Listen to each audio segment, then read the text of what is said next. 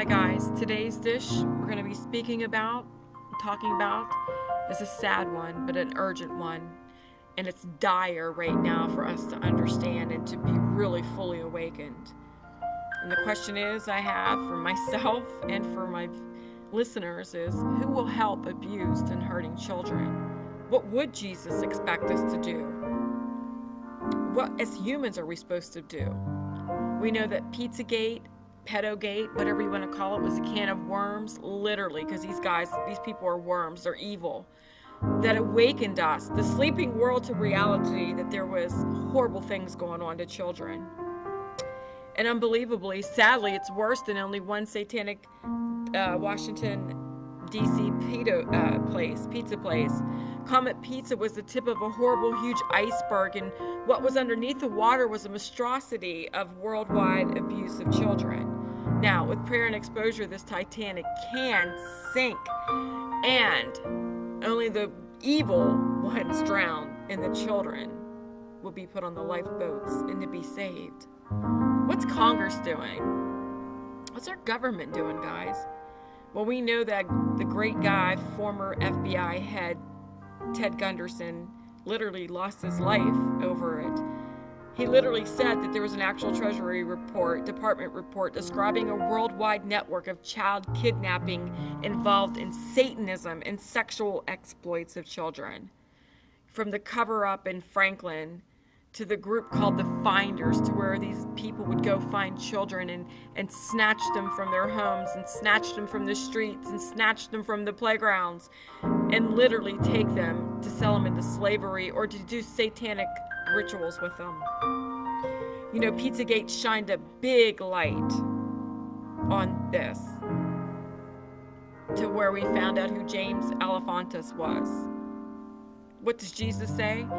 He says in Mark 10 that there were brought unto him little children that he should pray for them. But the disciples rebuked him, and Jesus said, "No, allow the children to come to me and forbid them not, for such is the kingdom of heaven."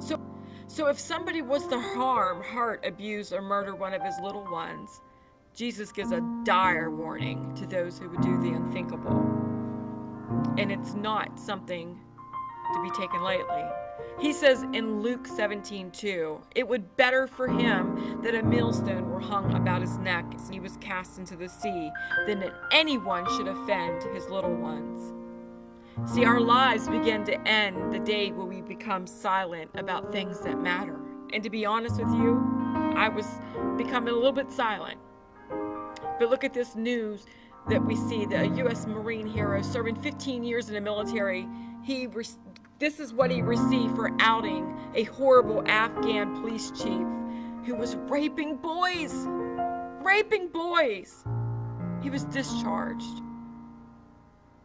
And it goes on, and I can imagine what they see in a time of war. I can imagine what they see in these countries, to where we go over and we upset the whole leadership and we put in horrible, demonic, evil leaders that actually approve of this. See, the abuse and torture and rape of children is a massive worldwide atrocity. Evil Hollywood, politicians, the elite, they're all Satanists. They live to harm children because they are God's creation. See, Satan hates everything God loves. Satan destroys innocence in order to abort their true great destiny God has planned for them by robbing them of their innocence. And here this is a worldwide, look right here, in Brussels, in Belgium, a child hung up upside down being slaughtered for the blood for these Satanists to drink upon.